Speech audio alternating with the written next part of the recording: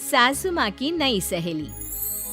प्रिया kitchen में चाय बना रही होती है और सुमन ड्राइंग रूम में बैठकर मजे से टीवी देख रही होती है। तभी दरवाजे की घंटी बजती है। प्रिया, जरा देखना तो कौन आया है। देखती हूँ मम्मी जी। प्रिया दरवाजा खोलती है तो सामने पड़ोस वाली विमला आंटी खड़ी होती है। नमस्ते आंटी जी, कैसी हैं आप? मैं तो बिल्कुल ठीक हूँ बेटा, पर तेरी सास को क्या हुआ है? आजकल कहीं दिखती ही नहीं है। जब देखो तब टीवी के आगे जमी रहती है। अंदर तो आइए आंटी। अरे ओ दीपक की अम्मा, कहाँ हो? अरे बिमला, आओ आओ, क्या बात है, बड़े दिन बाद याद आई तुम्हें मेरी। मैं तो हमेशा ही तुम्हें याद करती हूँ, पर तुम ही गायब रहती हो और आजकल तो बाहर भी नहीं आती जाती। तबीयत तो ठीक है ना तुम्हारी? अरे तबीयत को क्या होना है, इस उम्र में तो कुछ ना कुछ लगा ही रहता है। मेरी छोड़ो, तुम ये बताओ कि क्या चल रहा है गली मोहल्ले में। तुम गली मोहल्ले की छोड़ो, चल तो तुम्हारे पड़ोस में रहा है। तुम्हारी नई सहेली आई है। मेरी कौन सी नई सहेली? मैं तो यहाँ बस तुमसे बातचीत कर लेती हूँ या फिर बाजू वाली शर्मा की बहू से 2-4 बातें कर लेती हूँ। इसीलिए तो कहा कि तेरी नई सहेली आई है। अब कोई पड़ोस में आया है तो बात तो होनी ही है। कम से कम इसी बहाने हमारा भी एक ग्रुप बन जाएगा। फिर सब मिलकर अपनी बहुओं की शिकायतें किया करेंगे।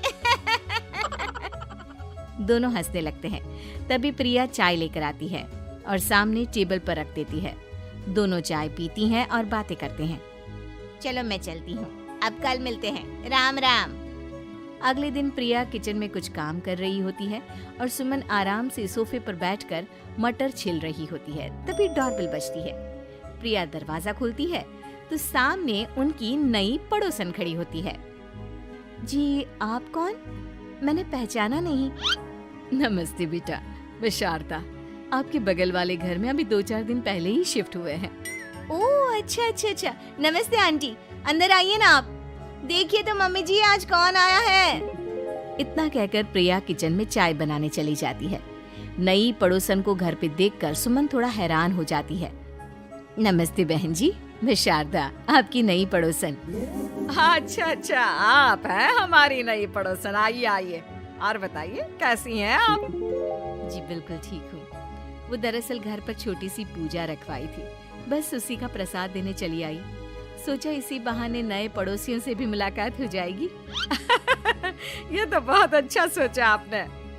सुमन प्रिया को आवाज लगाती है। अरे ओ बहू, जरा चाय पानी का तो आके पूछ लो। ये आजकल की बहुएं भी ना, जब तक बोलो नहीं तब तक कुछ नहीं करेंगी। आई मम्मी जी। प्रिया चाय लेकर आती है। दोनों बैठकर चाय पीती हैं और खूब सारी बातें करती हैं। अच्छा बहन जी, अब मैं चलती हूँ, फिर मिलते हैं। अब तो आना जाना लगा ही रहेगा। शारदा के जाने के बाद प्रिया किचन से बाहर आती है। क्या बात है मम्मी जी, आप दोनों को देखकर तो लगा ही नहीं कि पहली बार मिल रही हो। आप दोनों तो बिल्कुल बिछड़ी हुई सहेलियों की तरह बातें कर रही थी। अरे जब 2 औरतें मिल जाती है ना, तो बातें अपने आप ही निकल आती है। अब तू अपने काम पर ध्यान दे, बातों पे नहीं। ऐसे ही कुछ दिन बीत जाते हैं। अब सुमन और शारदा अच्छी सहेलियां बन गई होती हैं। दोनों एक साथ मंदिर जाती, मार्केट जाती और कभी कभी तो विमला भी इनके साथ मिलकर खूब हंसी ठिठोली करती। एक शाम तीनों बैठकर सुमन के घर पर चाय पी रही होती हैं कि तभी बहुत तेज बारिश शुरू हो जाती है। सुमन जोर से प्रिया को आवाज लगाती है। प्रिया, ओ प्रिया, देख कितनी तेज बारिश हो रही है। जाके छत से सारे कपड़े ले आ, नहीं तो सब भीग जाएंगे। सुमन 2 बार आवाज लगाती है लेकिन प्रिया का कोई जवाब नहीं आता। शायद प्रिया कुछ काम कर रही है, इसीलिए कुछ जवाब नहीं दे रही। अरे काहे का काम, आराम फरमा रही होगी महारानी। तभी प्रिया बीमार हालत में अपने कमरे से बाहर निकलती है। हाँ मम्मी जी, क्या हुआ? मेरी तबीयत थोड़ी ठीक नहीं है ना, इसलिए आग लग गई। अरे सारे कपड़े भीग गए और तुझे सोने से फुर्सत नहीं है। सबके सामने सुमन के मुंह से ऐसी बातें सुनकर प्रिया उदास हो जाती है और छत से कपड़े उतारने चली जाती है। सुमन, ये क्या बात हुई? प्रिया ने बताया ना कि उसकी तबीयत ठीक नहीं, इसलिए उसकी आंख लग गई। तुम भी ना खामखा उसे सबके सामने सुना दिया। अरे आप नहीं जानती शारदा जी, कुछ बहुएं ना बहुत आलसी होती है, घर का एक काम नहीं करना चाहती। ऐसा नहीं है सुमन, तुम्हारी बहू तो बहुत प्यारी है, तुम्हारी सारी बात भी तो मानती है। हाँ सुमन, तुम प्रिया के बारे में ऐसा क्यों सोचती हो? मेरी भी दो बहुएं हैं, लेकिन मैं उन्हें अपनी बेटियों की तरह रखती हूँ। आखिर वो भी तो किसी की बेटियां ही है ना।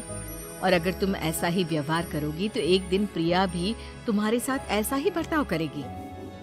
शारदा और विमला की बातें सुनकर सुमन की तो बोलती बंद हो जाती है। वहीं प्रिया भी बाहर से सारी बातें सुन रही होती है। अरे मैं कोई उसकी दुश्मन थोड़ी ना हूँ, मैं भी उसकी माँ हूँ, लेकिन कभी कभी सास बनना पड़ता है, नहीं तो बहुएं हाथ से निकल जाती है। देखो सुमन, ये सब सोच का फर्क है। अगर तुम ये सोचोगी तो कभी प्रिया को अपनी बेटी नहीं बना पाओगी। इतना कहकर शारदा और विमला वहाँ से चली जाती हैं और सुमन अकेले बैठकर उनकी बातें सोचने लगती है। अगले दिन प्रिया और दीपक अपने कमरे में बैठकर बात कर रहे होते हैं और सुमन उनके कमरे के बाहर कुछ काम कर रही होती है और उन दोनों की बातें सुन लेती है। दीपक, तुम्हें पता है हमारे पड़ोस में जो शारदा आंटी है ना, बहुत अच्छी हैं।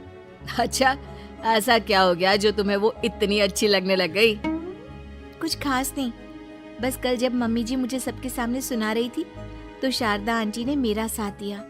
मैं तो सच में हैरान ही रह गई थी जब उन्होंने मम्मी जी को मुझसे ऐसा बर्ताव करने के लिए मना किया। अच्छा, फिर क्या हुआ?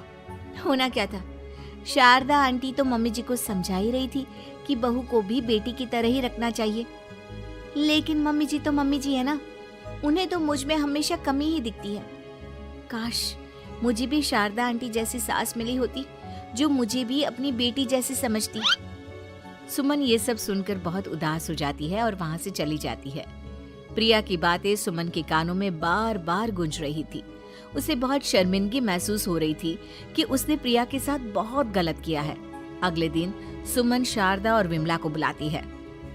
क्या बात है सुमन, आज तूने ऐसे अचानक क्यों बुलाया? सब ठीक तो है ना?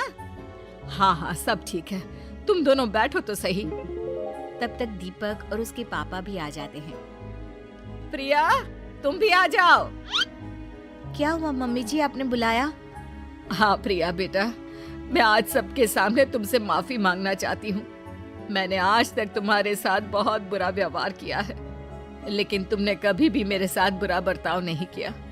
मुझे अपनी गलती का एहसास हो गया है, हो सके तो मुझे माफ कर देना।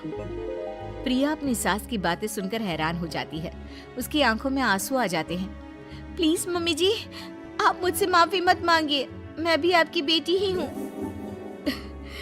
वैसे एक थैंक यू तो मेरी नई सहेली को भी बनता है, जिसकी वजह से मुझे मेरी गलती का एहसास हुआ। शारदा बहन, आपका बहुत बहुत शुक्रिया जो आपने मेरी आंखें खोल दी। अरे क्या सुमन, तुम भी ना। तो फिर इसी बात पर चाय और पकोड़े हो जाए? हाँ, क्यों नहीं।